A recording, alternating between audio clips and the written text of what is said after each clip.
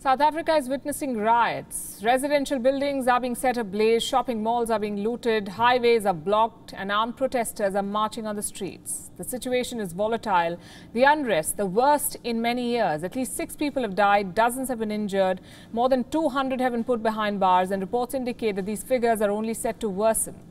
So what is going on? I'll start with the beginning. The reason behind the unrest, what caused it? The conviction of Jacob Zuma, the former president of South Africa. On the 29th of June, Zuma was sentenced to 15 months in prison. What for? Because he defied an inquiry into corruption allegations during his tenure as president.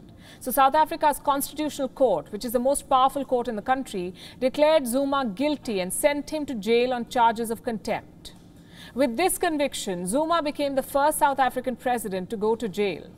The sentence was hailed as a victory for the rule of law in the country, but it ended up turning law and order upside down.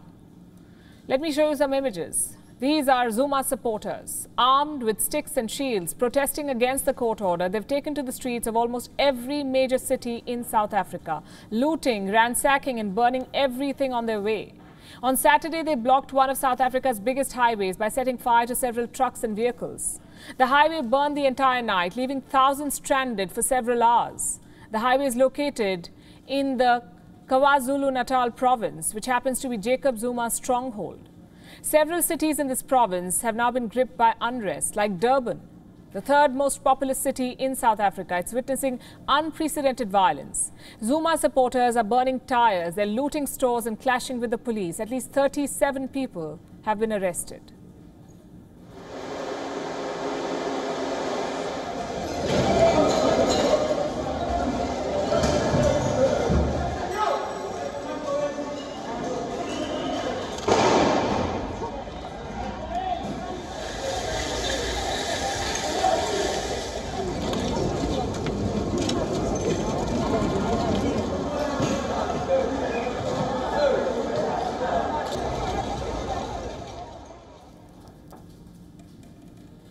Same story in Johannesburg, South Africa's economic hub.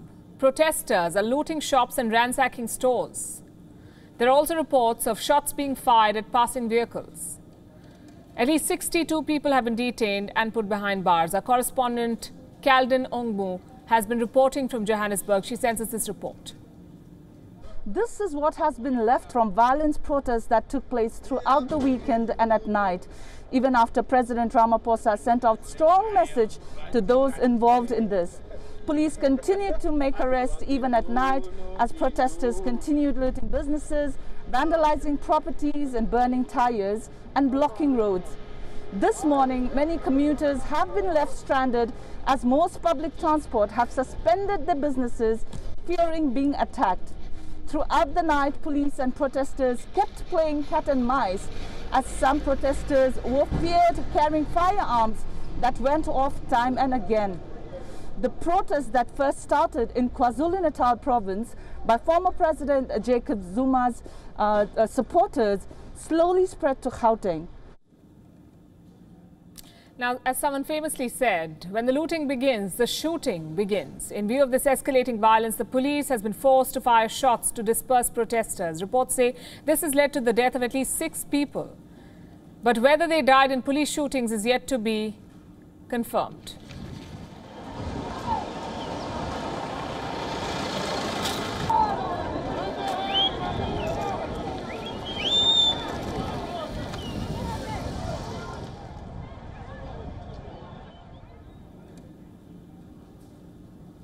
The authorities are not taking any chances. They've asked the South African military now to quell the violence.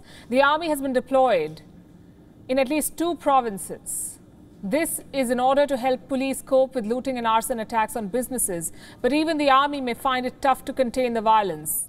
Because we're not talking about 2 or 3 cities. The unrest has spilled over to several places. Umlazi, Katlehong, Pietermaritzburg, Chesterville, Nakandia and Escort, to name a few. South Africa's President Cyril Ramaphosa has issued a statement telling the protesters that it's okay to be hurt and angry, but nothing justifies the destructive actions that are endangering lives and damaging the country's economy.